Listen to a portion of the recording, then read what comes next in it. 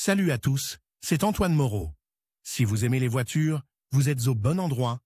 Continuez à regarder cette vidéo, on passe tout de suite au sujet du jour. Visuellement, le châssis ressemble à l'actuel Duster, mais en réalité, il s'agit de composants d'une nouvelle plateforme sans nom, qui servira de base à la version russe du nouveau Duster. L'Arcana à la base la plus longue de la famille, 2727 mm 2720 pour la traction avant. Les ventes du crossover Arcana, indice d'usine JC, devraient débuter d'ici la fin du mois de juin. À l'usine Renault de Moscou, où la production de l'Arcana est mise en place, un châssis de démonstration est installé avec un groupe motopropulseur inhabituel, un moteur turbo de 150 chemins 1,33, 250 Nm, et un variateur CVT 8 de Jatco. Quelles sont les nouveautés? Si l'on s'en tient à la suspension, à première vue, il n'y a pas grand-chose. Cependant, Renault affirme que la part des composants unifiés avec capture ne dépasse pas 45%. Les amortisseurs, les ressorts et les stabilisateurs de stabilité transversale sont développés pour Arcana. Par rapport à capture, la longueur des leviers est modifiée, l'Arcana reprend géométriquement le nouveau Duster. Mais tout est assemblé sur ses propres châssis. Arcana est plus lourd que Duster et, comme on le prétend, plus sûr, avec l'utilisation de Silent Block d'origine,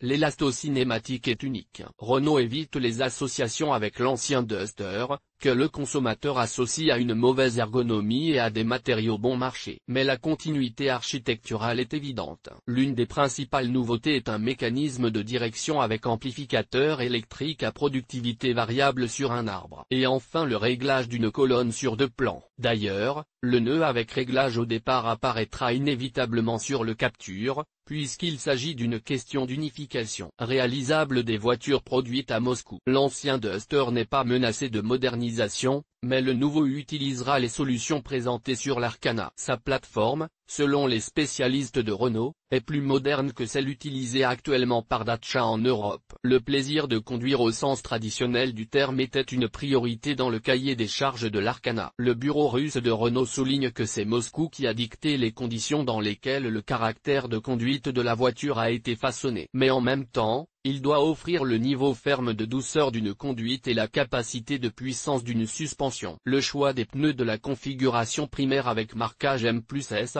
la protection standard en acier de l'unité motrice et la capacité géométrique de franchissement au niveau du capture témoignent de la nature de compromis du crossover. La plateforme est également l'élément de la structure de puissance de la carrosserie. La part de masse des aciers à haute résistance par rapport aux captures a augmenté de 10% pour atteindre 35%. La rigidité torsionnelle déclarée de la version à transmission intégrale est supérieure de 12% et atteint 31 000 Nm.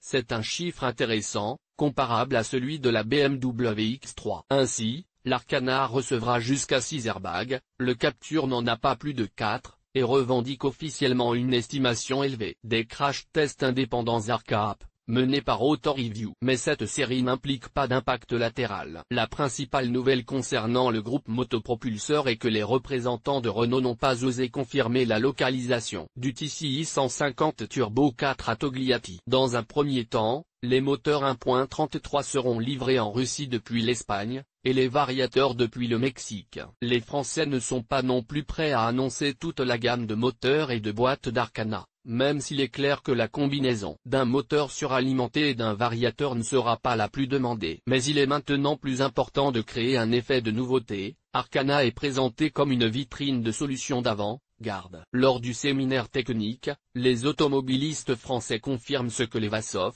qui ont étudié la documentation du TCI 150, nous avait dit l'été dernier. Sa partie inférieure est Renault, bloc aluminium avec projection plasma d'acier dans les cylindres à la place des chemises, groupe de pistons, ainsi que pompe à huile à débit variable. La partie supérieure est celle de Daimler, mécanisme de distribution avec entraînement par chaîne, une paire de déphaseurs et des poussoirs de soupape à rouleau, système de puissance avec injection directe et turbocompresseur avec soupape de dérivation contrôlée électroniquement. Il est conforme aux spécifications Euro 5, sans filtre à particules, et adapté à l'essence E92, sans aucune restriction. L'Arcana est censé soulager le client de l'agonie du choix entre une voiture particulière et un SUV. Par conséquent, l'Arcana pourrait bien concurrencer des crossovers tels que le Sportage et le Qashqai, ainsi que certaines CD rapides. Grâce à une carrosserie liftback inhabituelle dans ce segment, imitant une carrosserie à 3 volumes, il reprend l'apparence et la polyvalence du Duster.